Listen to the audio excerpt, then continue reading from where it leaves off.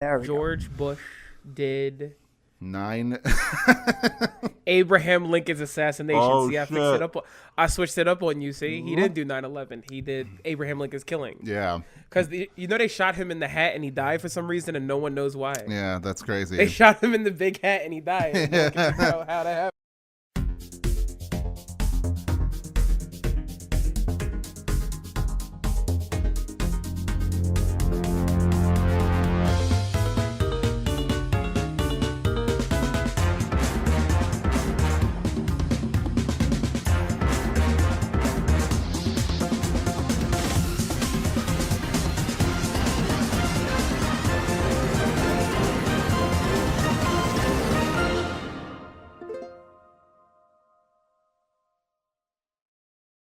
Come and join the band on this week's episode of Cartoon Buffoons.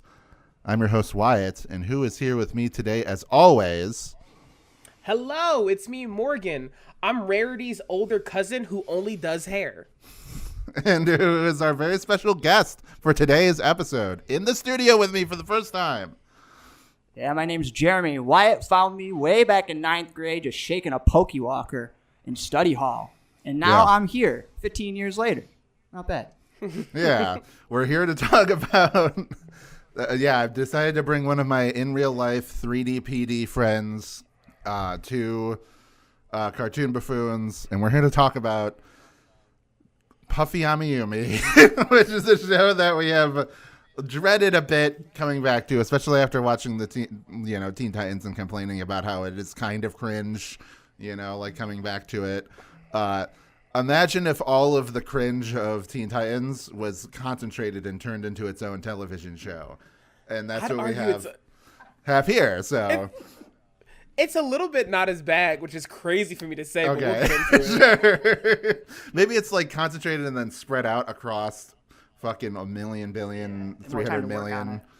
episodes. It's like having a little bit of poison every day for a year, so you become immune to the poison. Yeah. Yep. You know? It's like the Yusuke's great grandma or whatever, from Yu Yu Hakusho, with the Ryzen fucks that lady, and she's like, I cultivate poison inside of my body, so if you eat me, you'll die. So then he fucks her instead. Great show, everybody. Let's watch Yu Yu Hakusho instead. Tagashi is the voice of a generation, truly. I'm not kidding. All right. Puffy Yumi, you're our guest, Jeremy. What is your history with this show? Well, okay, so my history is like a little weird. I don't even know if I really liked it that much, but I was obsessed with it. And I just kept watching it, and it was one of my first and only wiki deep dives of cartoons. Then I got consumed by whatever speedrun and glitches crap. But I was just watching it, and I was I loved Yumi to death, but I didn't know why, because I was 9. Yeah. And then in high school I realized, oh my god, that was just me realizing I have a type. I just like bitchy punk girls and older women like Frankie, both gray, and that's pretty much it. And then I just got into another phase in high school with it, and I changed my Facebook to Yumi Yoshimura, with a frame of her with the middle finger, and that confused so many people. And people would mess with me who are you? I'm like, wouldn't you want to know? Yeah. Hell yeah. This is it's good stuff. Morgan, how about you? What's your history with the show? My history with this show. I didn't like it as a Okay. child. Is my history. My history was I barely liked Teen Titans as a child. And I really didn't like this as a child because I think I realized it was ugly. I think young Morgan was like this, I don't know anything about animation, but this looks like shit. I think I kind of did too, but I'll talk about it when I get a chance. But yeah, no, I did think, I thought Yumi and Ami, to say this the gayest way possible, I thought they ate. I thought they were cool and cute design wise, but watching the show was toothpicks in my eyes. Yeah. So I didn't watch it, but I did play the games they had for the show on CartoonNetwork.com. oh, okay. that was pretty much it. This is one of those shows I was like, yeah, this is a no-go. I'm like a super duper awesome alpha. I need something cool like Grim Adventures of Billy and Mandy. This is beta stuff, guys. Come on. We need something that fucks like Billy and Mandy. I will say, little bit progressive of the show to be like, all right, front run by 2 female characters.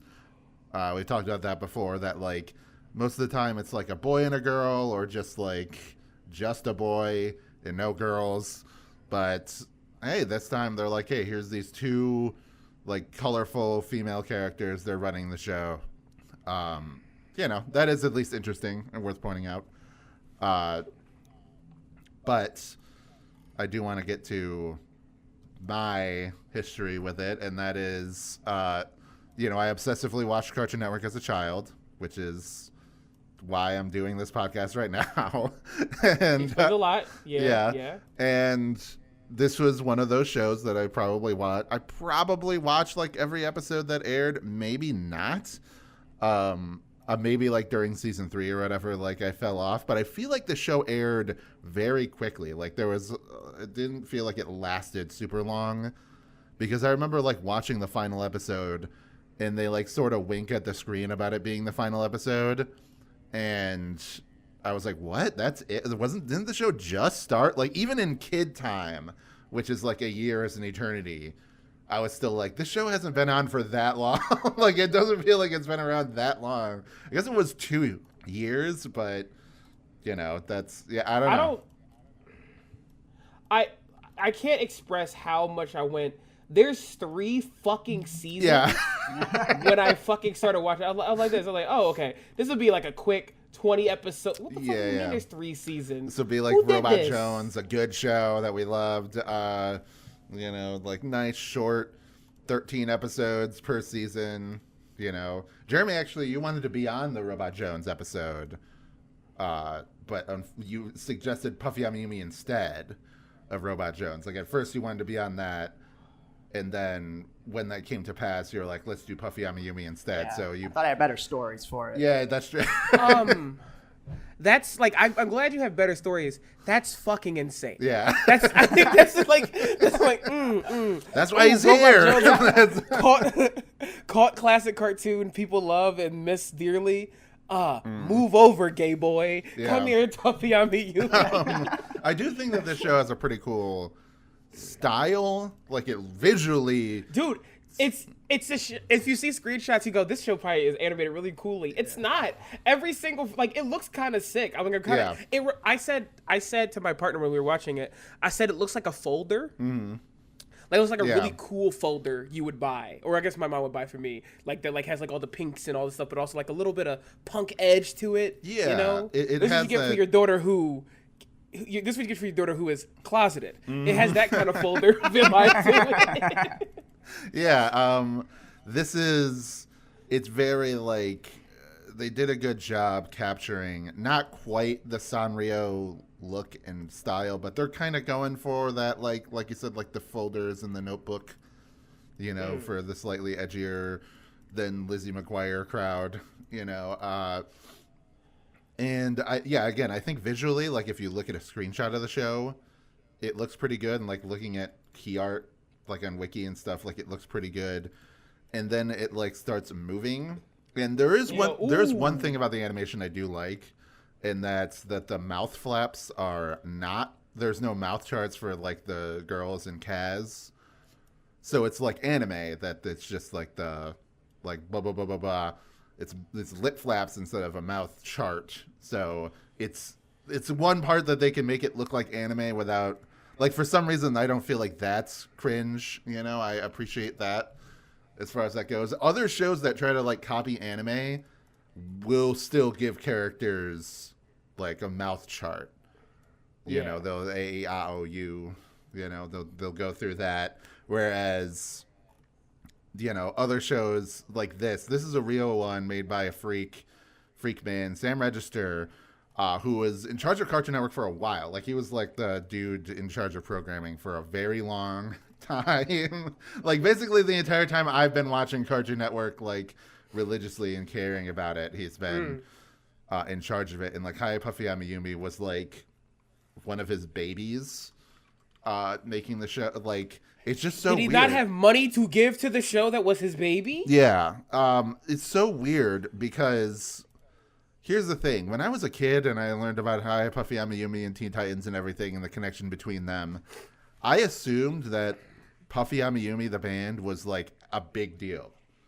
And they are not. They're, like, in Japan, they are not at all. Like, nobody gives a shit about them in Japan. I'm sure they're like, they perform and like people like them, but they're like a low rung on that totem pole compared to like actual pop music in Japan. They straight lied in the intro song, biggest in Japan. Yeah. My ass. Come on. Andy it's- Sturmer wanted them to be big in America specifically because he Yeah. saw this like diet weed market coming Yeah, out. that's important thing to talk about is that this era, I think Puffy Yumi itself is a little bit of a latecomer to it, but like the early 2000s and late 90s were like the Japanese explosion, pop era, like Japanese invasion, whatever the fuck you want to call it. Like, there's just a shit ton of like anime and Japanese pop culture and everything. Like, everybody was trying to like co-opt this stuff. And they only saw 3 anime: Speed Racer, Akira, and Dragon Ball. Those are the only ones that they've ever saw. Those are the only ones that anybody ever, and Sailor Moon. Those are the only ones that people ever commented on or made parodies of.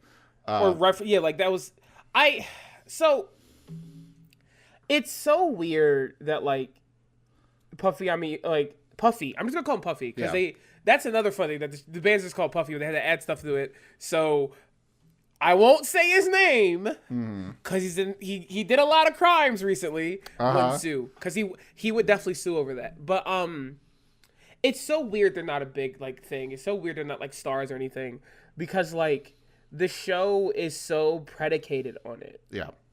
In a way that's so strange. But I will say. Yeah. Go ahead. Well, I was gonna say I like in general when shows use real world bands that aren't huge, like Bad Moves from like Craig the Creek or whatever. Like that's Bad Moves does fucking rule. Though. Yeah, but they're not like a huge band. Yeah. It's just like it's cool that a show has them and they're treating them as a big deal. I mean, like in that case, it's just like they're a garage band, but like, I don't know. I like fictionalizing a band, like that kind of thing. And like, I love Metalocalypse, and that is like, oh, here's these guys in a fictional band but they actually kick ass. Like they're actually like extremely good at metal, despite the fact that it's like a goofy comedy show.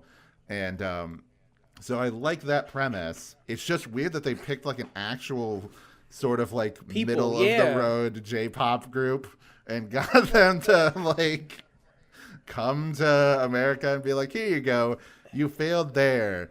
But much like TV Tropes said, Germans love David Hasselhoff, Americans love Puffy Yumi. So there you go. Was Sam Register like a stan? Was he like a big stan? Maybe. It was like, this is how I'm going to make it big. I think that would fucking rule if he did that. But what I was going to say is, I think when it comes to like and I hate to say this, the cringe level of this show, this show is a billion times less cringy than Teen Titans. Yeah. For 3 reasons. 1, the cast, with the exception of one person, are all Asian people. Yeah.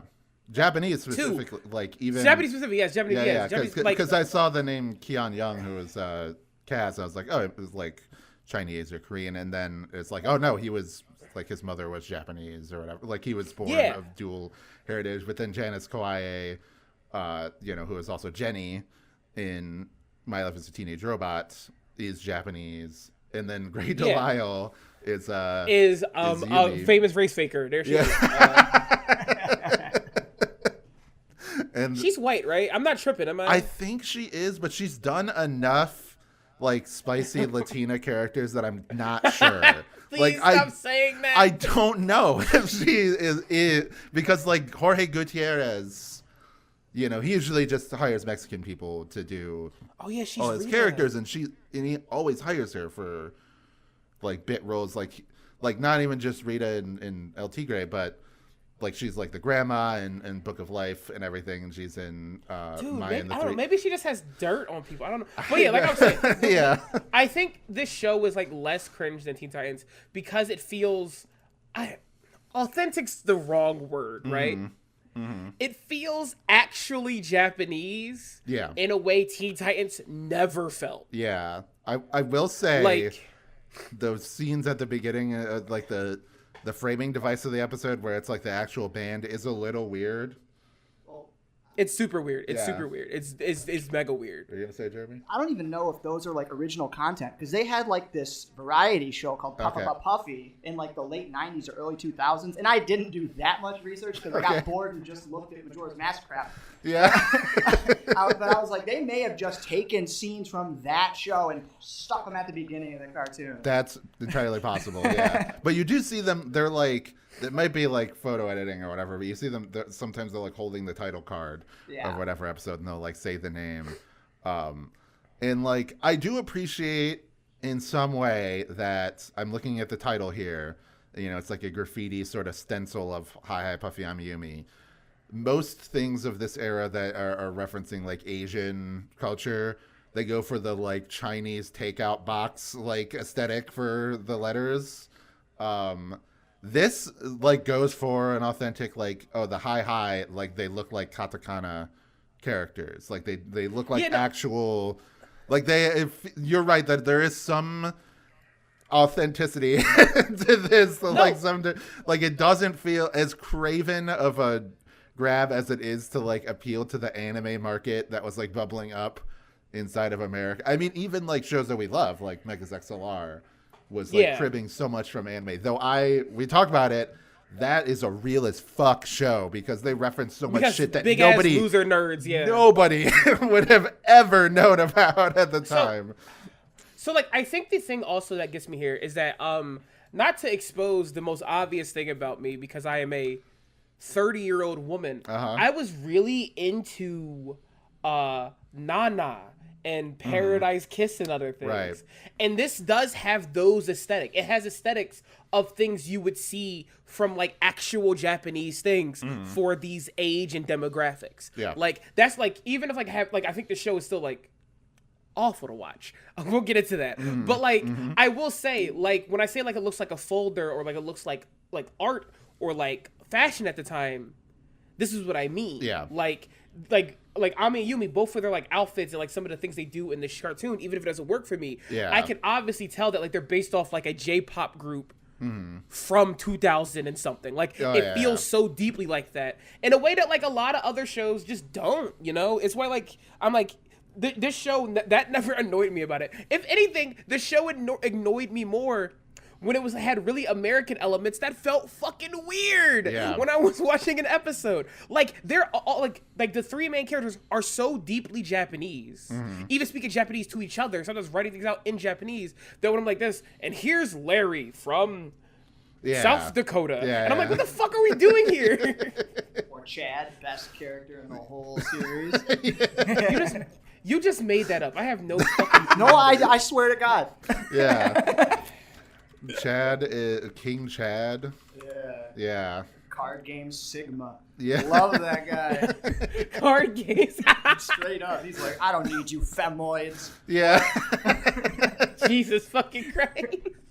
So I do want to, like, I agree with you that, like, I think it, you know, not only does it have sort of an authentic vibe to it, but, like, the style, you know, like, they're able to, like, capture it very well with still being, like, it still feels Cartoon Network, though. Like, it doesn't feel like it's totally off-brand. And, like, I will say that when they do, like, wild takes and everything of the characters, it's not so exaggerated. It's not, like, completely exaggerated. There are some things where I'm like, all right, come the fuck on with the stereotypes where, like, oh, they're stranded on a desert island and Ami sees Yumi as a piece of sushi, you know, as if, like, that's the main form of nutrients that, like, Japanese people consume is sushi, you know, and it's not just like, oh, dumb white people, that's the only fucking Japanese food they know. Like, on the top of their head is sushi. So, and, like, there was like one episode. Hold on, let me go to the episode list because this is like racist on like multiple vectors. Where they go to right here in the beginning of season 3, they go to Camp Yuwana Sushi, which is both like racist towards Native Americans and Japanese people. So like, it's that's fucking insane. Yeah. So it's almost impressive. Like that's like almost impressive. Yeah. I'm like, wow. Also I'm looking here, and I remember reading, because the YouTube channel that was uploading these, like the comments were open. It wasn't like made for children or whatever, so you could read the comments from all the people saying, this is the greatest cartoon ever made, like the people that are like 28 years old that kind of vaguely remember this and are coming back to it. Really, they should just go and watch Chowder. It's much better. They should fucking shower. That's so mean. I'm sorry. Yeah. People who stink and watch this. I'm sorry. Yeah. But what was I gonna say? Oh yeah, the comments, like, it said that one of the episodes was banned because of like there was a tsunami in like the 2004, and I remember this. Like I remember news in the Indian Ocean. And then because it involved waves at all, like surfing on waves, it was banned. So that's like an interesting, That seems a little intense. I really made like they had Puffy on Yumi do whatever song that they played for so many charities. I don't even know what it was called. I remember that commercial distinctly. I must have had a false memory. Sure. Which is possible. Maybe they were doing like damage control. Holy shit, we gotta have them. Inside tsunami here. Oh, speaking of that, I do want to talk about. You wanted to bring up the 2004 era of like Cartoon Network bumpers, which I don't know if we want to do like a whole episode about it, but we can get into. We should talk about it now. But I do want to do a Cartoon Network bumper episode for no other reason. I can talk about how hard I ship Johnny Bravo and Samurai Jack. Yeah. But that's for another day. Oh, I saw that one last night. Day. Oh, yeah. Yeah. They were having crazy sex, bro. Yeah. Just they were fucking big style. The amount of like yearning in that commercial like makes me blush, which is and that's what you really need in a good ship, Yaoi or Yuri, which are the only two that matter. No straights. No straights allowed. Get them out of here. There's just heterosexual Yao and heterosexual Yuri. Yeah, exactly. If you see a straight couple, you know exactly what I mean. Yeah, like straight couple. One of them is coded trans. It's fine. Just make it. Yeah. Yuri which one of you is the semi and which one of you is the Yugen? All right, enough. Enough, Morgan. Enough. See, that's like that would be what anime culture is like a couple years from this. It's like the I hit you with the yaoi paddle and like, Vic Mignogna and things like that. Like, all right, ugh. That era of anime culture is like, this is like right before it. This is why it's like both a latecomer and kind of like the beginning of that, and then eventually we get into the like FBI sex offender registry era of anime, which is like 2009 to like 15 or whatever. Some would argue we're still there. Yeah, but there's like enough. Like anime is mainstream that now it's been co-opted by, maybe not co-opted. Now the kids who grew up with it are adults that have other hobbies, namely sports, and they're taking the mentality of like battling sports like teams against each other and turning it into like power scaling arguments about like who would win in a battle, Toguro or Meruem. Like that's the. To be honest, the answer is Meruem. But it's such a bummer to me that like we did miss out. There's a universe out there where like this show was like the catalyst for a bunch of real Yuri discourse. On the internet, and we didn't get it. Like we were like this. These are real people. You can't ship them, and that's like kind of fair. And there were people like this, like and then like it gets really intense. And I would love to have been on Tumblr for that. Oh man, we missed out. I do really like this pairing as a Yuri pairing, like the girly girl and then the grumpy, like the quote unquote tomboy character. She's an adult. She shouldn't be tomboy, Yeah, but you're not a whatever. tomboy. Yeah, you're you got to start moving on into just like butch. Okay, Just you be a gotta- butch yeah. lesbian then. Dude, okay, I'm going on a tangent now. I fucking hate it when people call grown-ass women tomboy. Like, Yeah. this is so weird. This is- You're not a tomboy. You pay rent. This is you a- have taxes. You're not a tomboy. Yeah, this is an argument that we had where it's like, or a thing that we brought up before that like Applejack, she's butch. Rainbow Dash is a tomboy because she's like not emotionally complex enough to be butch, you know. So I would say she's a hey mama's all right, hold on, glasses on. Rainbow Dash is a hey mama's lesbian. She's B in Hot Topic. She's a fuck boy. She cheats on you. But also, it's kind of the appeal of Rainbow Dash. Yeah. And that's why I'm pushing her in the dirt and talk about why Rarity and Applejack are obviously the correct couple. It's like high femme. I infect everybody that I touch with, the Rarajack trutherism. It is true. I'm looking at the pins right now. They are in front of my face. I literally, I have a pin board in my office, and I have the Rarajack pins on the pin board. So if you want to know how real I am about this, baby, facts. That's Dude, what.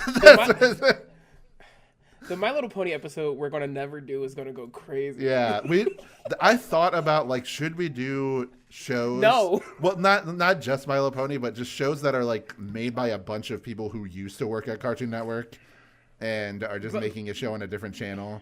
So it's like basically a Cartoon Network show, but it's because My Little Pony was like Lauren Faust and like, a ton of people, Rob Renzetti and like a bunch of Cartoon Network people that worked on like Foster's and things like that. So I feel like I would love it, right? But I feel like the issue is that we would then be conscripted to probably end up doing stuff like other things that was on. What was the Hub? Yeah, like, well, I would be totally down doing like Dan Versus and Transformers Prime. Yeah, but then we would get into Transformers Prime, and Wyatt, as two people who've been into Transformers for a long time, it would then devolve into us fighting the entire fan base. Yeah, just with our bare hands in a park. We're in the parking lot in the beginning of Fight Club, fighting ourselves. Yeah. Going insane. I will say we do have to do a couple Transformers shows for Cartoon Buffoons. Like we do have to do animated, and then what's the shitty the ass Unicron one from trilogy. I don't know if we need to do that. That wasn't produced by. That was made by Takara, but. Maybe we will do an episode about that. Actually, Shaundi, who's another friend of ours, just watched through Cybertron, so maybe we'll get him on and do an episode on like the Unicron trilogy as a whole, but focus on Cybertron because it's the only one that we all like, maybe not love, but like enjoy to even some small degree. So we will talk about High Puppy. We're going back to High Puppy. Sure. But I just want to be clear. Uh-huh. If we talk about Cybertron, I will spend an hour talking about how I, as a kid, cried when Megatron killed Scattershot in the most brutal way I've ever seen in a television show in my entire life. And I'll talk about how, as a kid, I had a gay awakening with Scourge. He was like a second Dinobot, so. This nigga said, gay, you are a furry. The giant dragon daddy, like that, yeah. Gay and furry, go. Yeah. They do, yeah, but you gotta double down, dude. You fucking open up more than just gay. It's a scaly, not a furry, but Oh, I'm shooting you with a gun. You can't see it yet. It's traveling. I mean, Jeremy, I'm ahead. curious though. You said you had stories. I need to know, what is a Hi Puffy Army Yumi story? Yeah. Well, first what of all, you brought props. Oh yeah. Oh yeah. So I guess this is less, I guess, of a story of Puffy Army Yumi. But like. Because I went through a little high school, and I hope I got the ASMR crackles here. Yeah, the shitty DVD. Because I got them for my birthday, or whatever, when I was 10 or whatever. And I watched them in all the languages. Whenever they were English, Japanese, Spanish. They sang the intro in Spanish, which I thought was kind of cool. It actually sounds really good. Yeah. That is kind of neat, yeah. For how good that song is, it's not very good. Sorry, a little side note. Sorry, Puffy, your music is mid as shit. You have two good songs. Damn. And the one, K2G or Kimi no Go, I couldn't find on YouTube in full for like years. And just last night, I found it on a Wild Kratts slideshow. I'm like, what the fuck is Wild Kratts? But yeah, not my Kimi no Go. By the way, that is a lesbian coded song. I don't know if it's my headcanon or the truth. I'll just say it's the truth. Yeah. Hold on. What's the lesbian coded song? I'm locked in. Kimi no Go or K2G. Yeah. Wild All right, Kratts is like it's like the guys who, do you know Zaboomafoo? Like, have you ever? Never. Okay, so PBS, like in like the 2000 or whatever, there was a show where it was like two guys, and then they had a puppet lemur. That was a real lemur, but then they fed it food and it transformed into they would give it drugs and it would turn into a puppet. Yeah, it was really fucking cool. But then those guys eventually had an animated show where there was no lemur. It was just them. And they were the Kratts brothers, and that's what that was. That's what the Wild Kratts was like a later, beyond my time PBS show.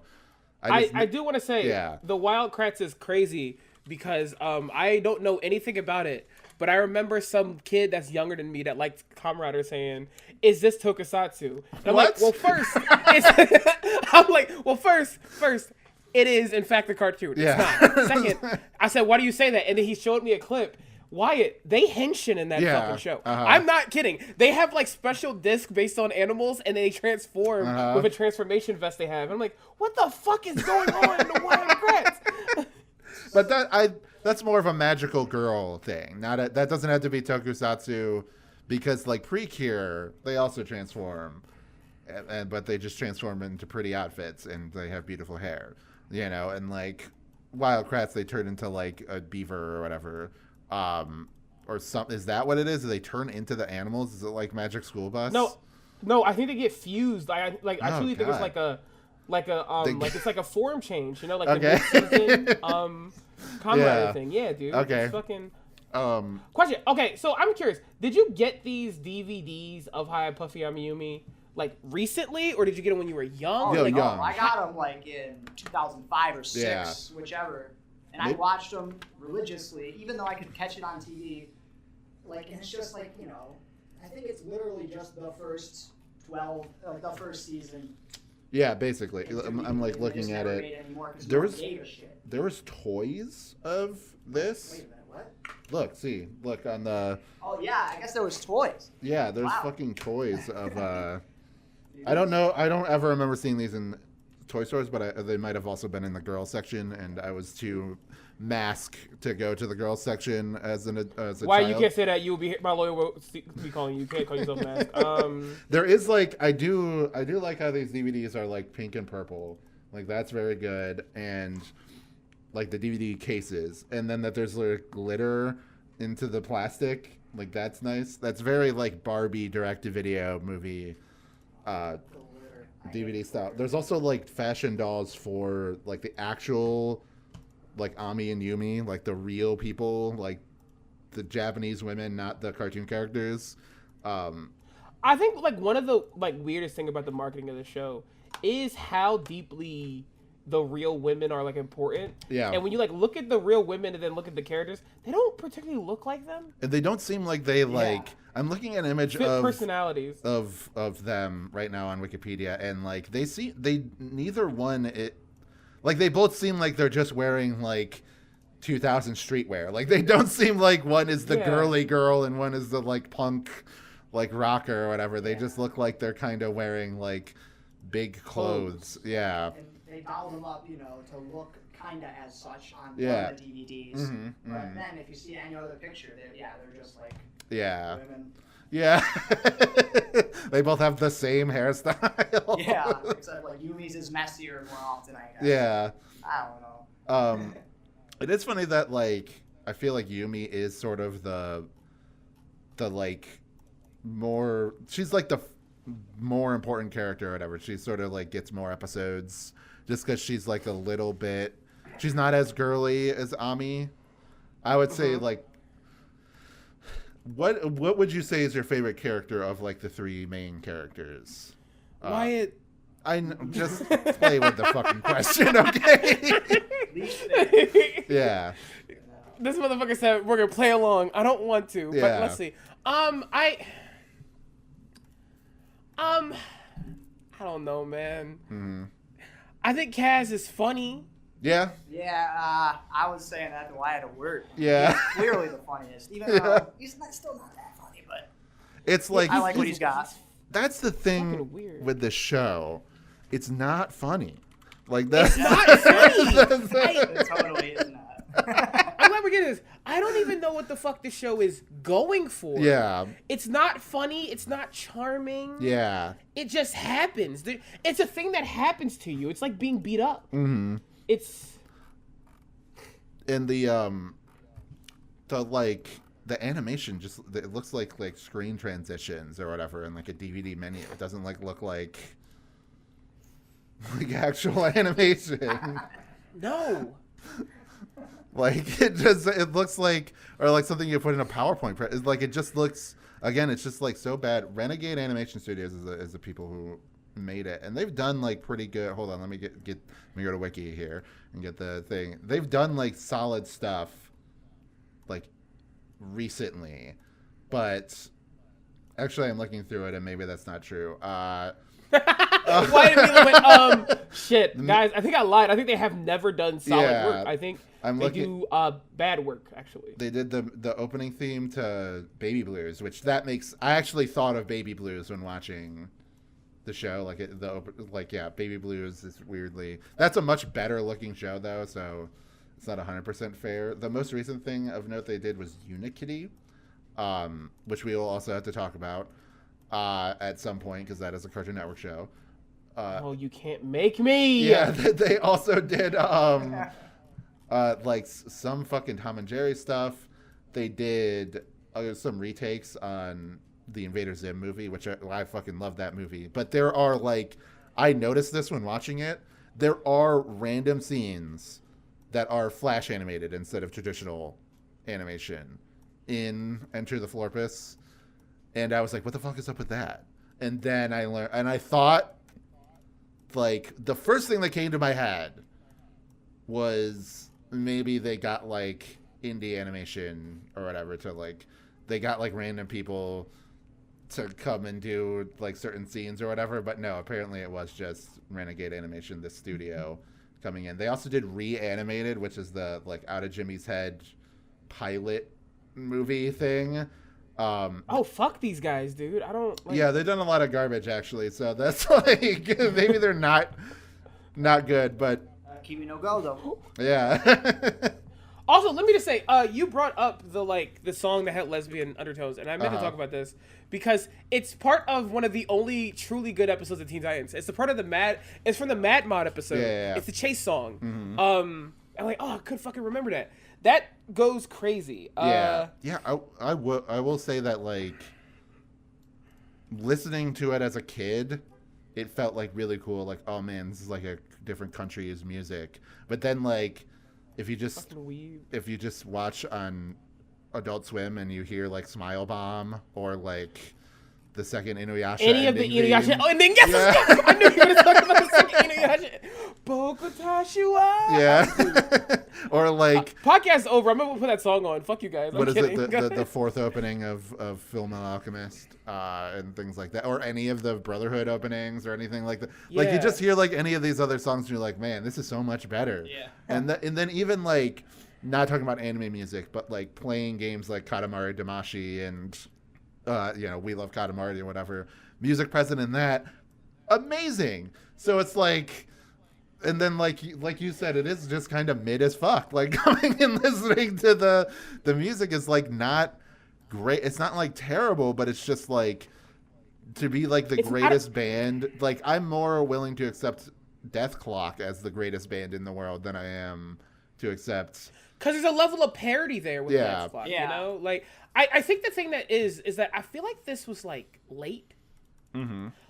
I feel like this Cartoon Network, you're a channel that went out of its way to make sure kids knew about things in other countries to some degree. This is a weirdly late thing to be trying to sell us on, right? This is what I'm fucking saying. That's what I was. It's also interesting because I feel the early 2000s there was a lot of Chinese based shows kind of based on the popularity of martial arts stuff, like Jackie Chan Adventures and Shaolin Showdown and what's the other one that's going around? American Dragon, Jake Long. Free Delivery. Yeah. Oh, God. Maybe not Free Delivery. Here's the thing. Nickelodeon was also on their shit with this because they did fucking Kappa Mikey and like a bunch of other garbage. And Kappa Mikey, I feel like, is like whatever we think of this, the Kappa Mikey is much worse. It must be much worse than. Fun fact: this. I found out there's a parody of this in Kappa Mikey. I was like, nigga, you live in a glass house. What the fuck are you throwing stones? Yeah, parodies of you Ami and Yumi afford... named Ori and Yori show up in the Nickelodeon series Kappa Mikey. That's like puking on a that's pile gotta of be shit. racist. Yeah, that's gotta be racist. I don't know. That's gotta be racist. Man, when I was like, after that show got pushed to Nicktoons, like I remember seeing it once on Nickelodeon and then it disappeared. And I just wanted to see it because I'm like, what the fuck was this? Did I make it up? Like I'm telling my friends, and then I found it and I'm like, oh my God. Even as like this a 12-year-old, I'm like, this fucking sucks. I'm gonna go back to Ami and Yumi. Yeah. Whatever. That opening theme though, that opening theme, really good for Kappa Mikey. The Kappa Mikey opening. Oh fuck you! It's fine. Hey, look, walk in the street. Yeah. The street. Yeah. Don't you see the man? Yes, I know. Beat Crusaders. I know you're Kappa Mikey. That's the name of that. Dude, they did the fucking. Hold on, they did the fourth Bleach opening, which is a very good song. So, just saying. I feel like this really gets to me is that every person you know online who's probably on like a fucking alt-right pipeline right now will defend Kappa Mikey like it's like a God's gift. Why does hi Puffy and Yumi have shooters like that? Why don't they have racist shooters like that in the streets? I don't know.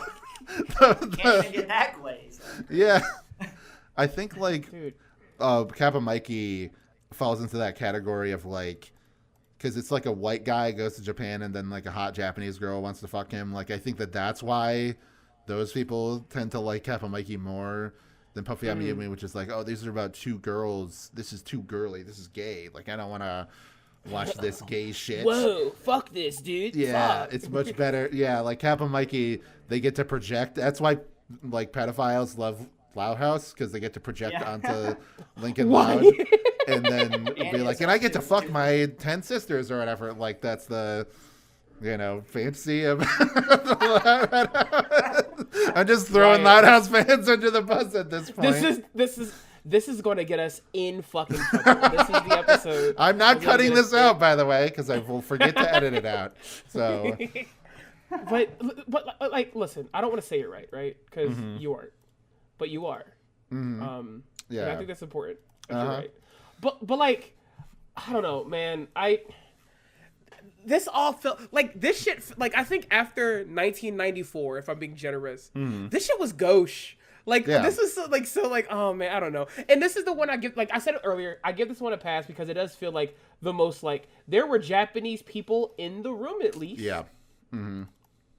But still, I'm like, damn, this is very good. Yeah. This is not very good. Before we start to wrap up, well, first of all, I do want to ask. I do want to not ask, but I do want to bring up the fact that like I do think all three of the characters, like the voice actors, do a pretty good. Like they give like a pretty good performance. Like, and I've always loved Janice Kawaii because of My Life as a Teenage Robot. Like she just has like a very like cheerful, energetic, like voice that doesn't feel cloying. She doesn't feel like too cute. She just feels like very like lovable. Can I be out of pocket about you real quick, Wyatt? Sure. Truly, the most egg behavior you have is that you love Jenny. Okay. I'm so sorry. I just had to, but it's a good show.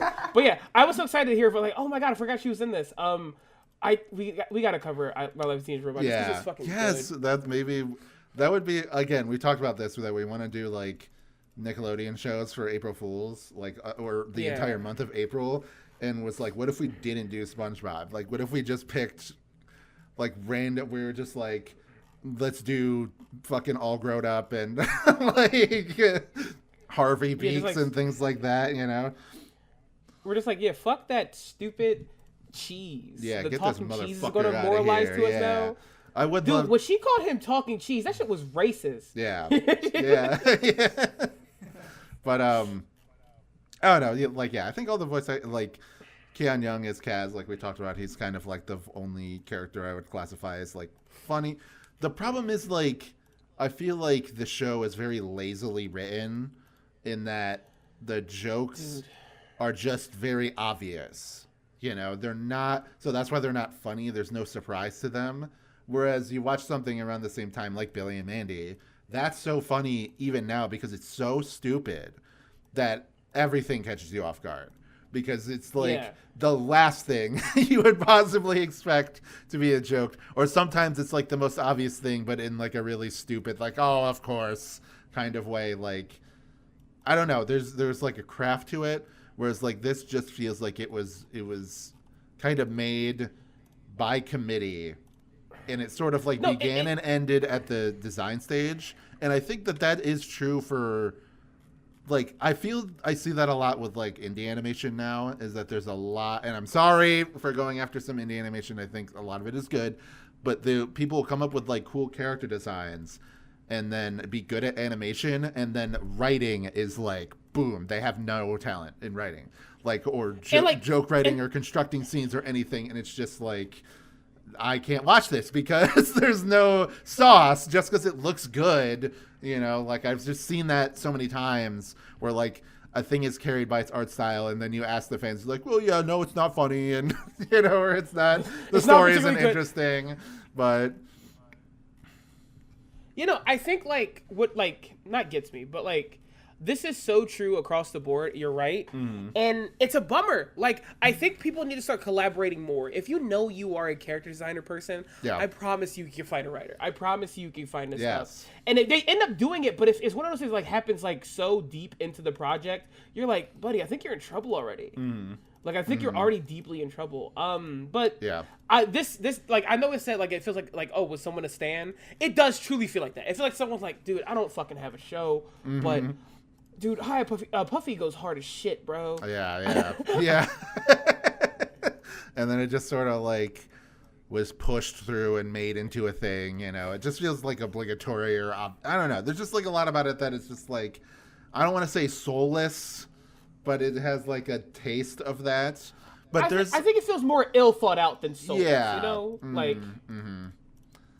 Yeah. So, but Jeremy.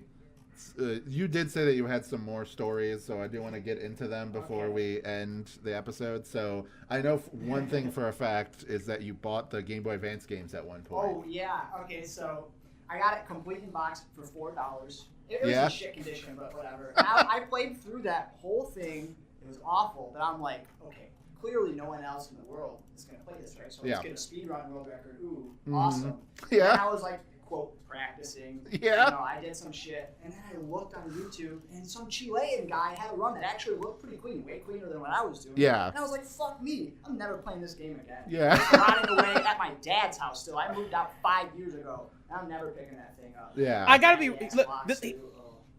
Here's the thing. The thing about speedrunning is that, like, I know there's people that be in there like this. They'd be in a vintage game store. What game has no human thought about in the last 30 years? Oh, yeah. They're like this. I want to say I got a bet. Look, he wants to go to a party and go, yeah, I got #1 in the world in a game, speedrunning it. Oh, what game is it?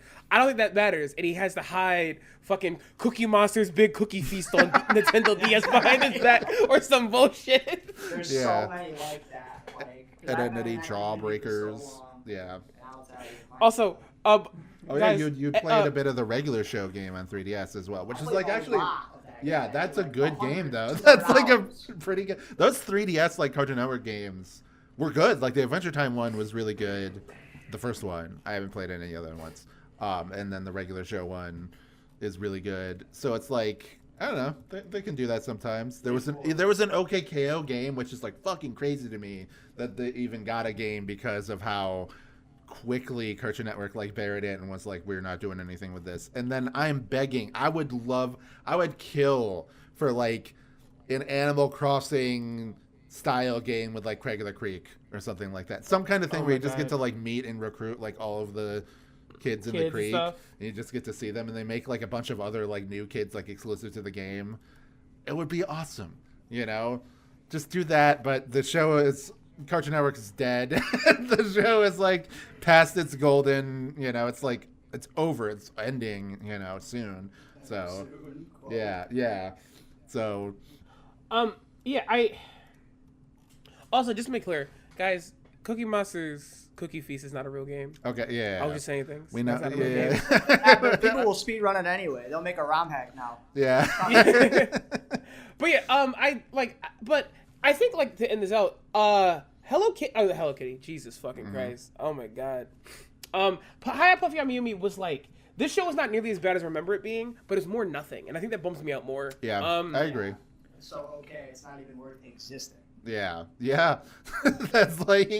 That's a good way to put it, because like, I was watching it and I was watching a bunch of episodes, and there's so many episodes where I just didn't bother finishing watching the episode. Yeah, I just moved on to the next episode.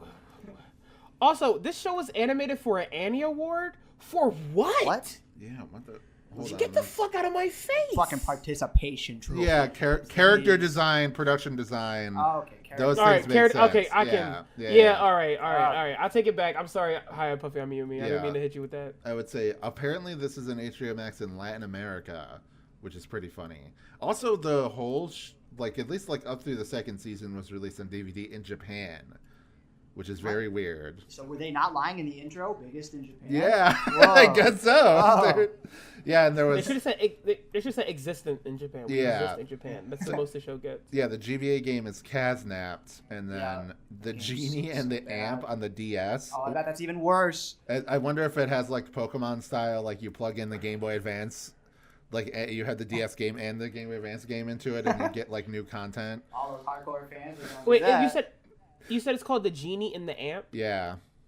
That is a racist game. I have nothing to I know that game is culturally insensitive as hell. That it has to be. Yeah, there's no way that there's no way this show is going to caricature a different culture than Japan and not make it racist. So that's there's no way that it's not gonna happen. Oh, there was a balloon at Macy's Thanksgiving, and Cartoon Network used to fucking go all out at the.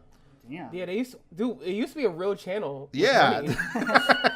They had instead the of a Foster's money laundering scheme by some dickhead. Go ahead. Yeah, they had the Foster's balloon and everything at there. Now we have Bluey balloon, which is pretty good, and Goku, normal Goku now, not fucking Super Saiyan Blue Goku.